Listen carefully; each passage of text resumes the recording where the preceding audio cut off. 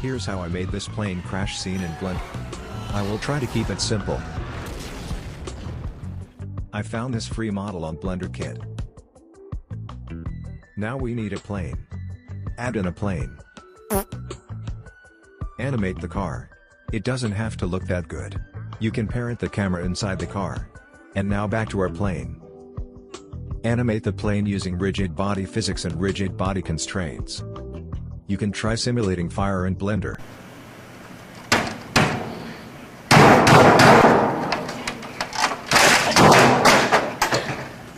Instead, you can import fire assets as an image sequence.